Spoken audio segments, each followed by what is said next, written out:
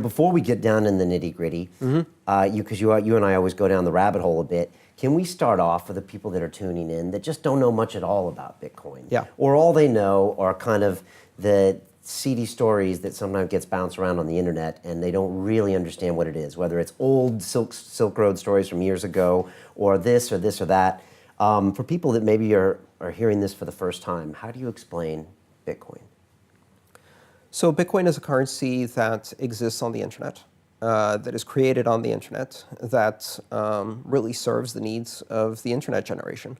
It does not belong to any government. It's not controlled by any bank.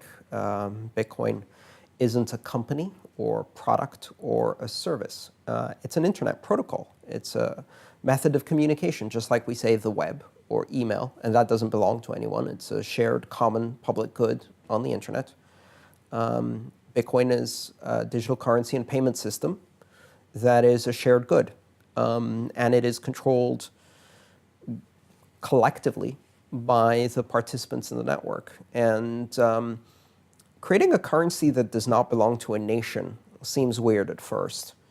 But then again, we used to have airlines that only existed for one nation and had the flag on the tail, right? Flag carriers, they call them. And phone companies that were monopolies in one nation and had the flag on them. And now that seems absurd. And I think within 20 years, the idea of national currencies as the only option will seem absurd. What Bitcoin is a completely global and open system of money that anyone can participate in without asking permission, without registering for an account or showing ID. All they need to do is download an app. Just like if you want to participate on the web, all you need to do is download a browser. If you want to participate in Bitcoin, all you need to do is download a Bitcoin wallet. And the moment you do so without registering with anyone or creating an account, you can send and receive Bitcoin. And why would you send or receive Bitcoin? Well, for many people who live in Western advanced nations who have debit cards and tap to pay, and it's not really necessary. But in a broader sense, we live in a world that is very fragmented, where money faces borders, very hard borders, strict lines of demarcation between countries and currencies.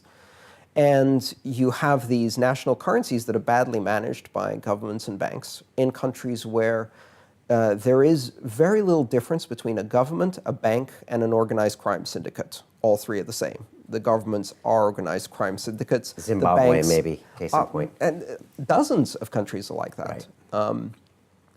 And so what happens when they have a crisis is they take the entire population hostage with them. They shut down the borders. They create currency controls. You can't withdraw money from the ATMs. You can't exchange money for another currency. You go with the ship and sink down with it. And what's interesting is that Bitcoin is one of those things that actually offers a safe haven in that particular situation. But it also allows people who have never had a bank account to connect to a global financial system simply by downloading an application on a very, very simple smartphone or even using text messaging. And there's more than 4 billion people who are in that situation. So the vast majority of the human population have not no banking, but very limited banking facilities, single currency with strict conditions on what they can import and export. And Bitcoin bypasses all of that. It gives everybody a currency that is open and global. And so that creates some very interesting conditions in the world. It allows us to create a kind of unified financial system that exists outside of the mandates of government, that is completely private and is very empowering for individuals. And it scares the hell out of governments and banks.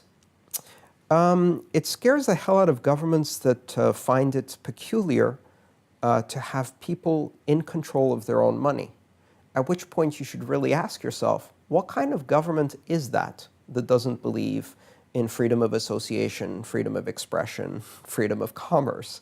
That's more of an indictment of that kind of government than it is of Bitcoin. If your government is afraid of Bitcoin, you should ask yourself, what kind of government do I have?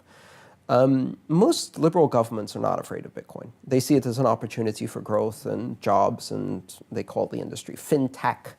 the cornerstone of technology. And in fact, they should Yeah. see it that way. Fintech, yeah.